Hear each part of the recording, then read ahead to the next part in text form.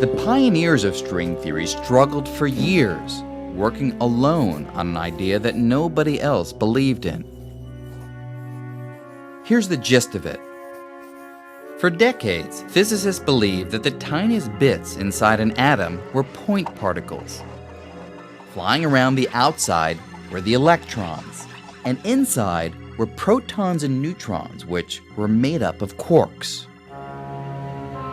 But string theory says that what we thought were indivisible particles are actually tiny vibrating strings.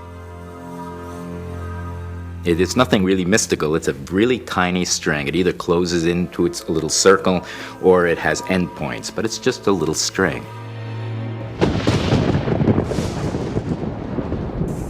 In the 1980s, the idea caught on, and people started jumping on the string bandwagon. Well, the fact that suddenly all these other people were working in the field had its advantages and its disadvantages. It was wonderful to see how rapidly the subject could develop now because so many people were working on it. One of the great attractions of strings is their versatility.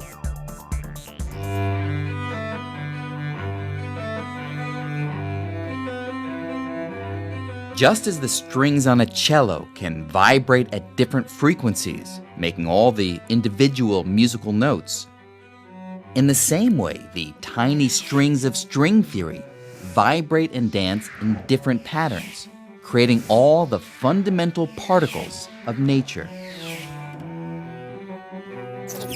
If this view is right, then put them all together and we get the grand and beautiful symphony that is our universe. What's really exciting about this is that it offers an amazing possibility. If we could only master the rhythms of strings, then we'd stand a good chance of explaining all the matter and all the forces of nature, from the tiniest subatomic particles to the galaxies of outer space.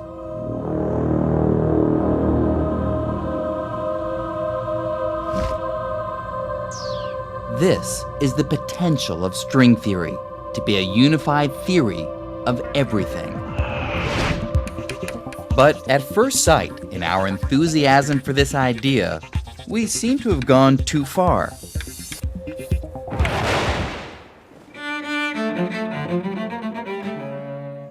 Because we didn't produce just one string theory, or even two. We somehow managed to come up with 5. 5 different string theories, each competing for the title of the theory of everything. And if there's going to be the fundamental theory of nature, there ought to be one of them. I suppose a number of string theorists thought, oh, that's fantastic, that's wonderful, and maybe one of these will end up being the right theory of the world. And yet there must have been a little nagging voice at the back of their head that said, well, why are there 5? With 5 competing players, the stage of string theory was looking a little crowded. The 5 theories had many things in common. For example, they all involved vibrating strings, but their mathematical details appeared to be quite different. Frankly, it was embarrassing.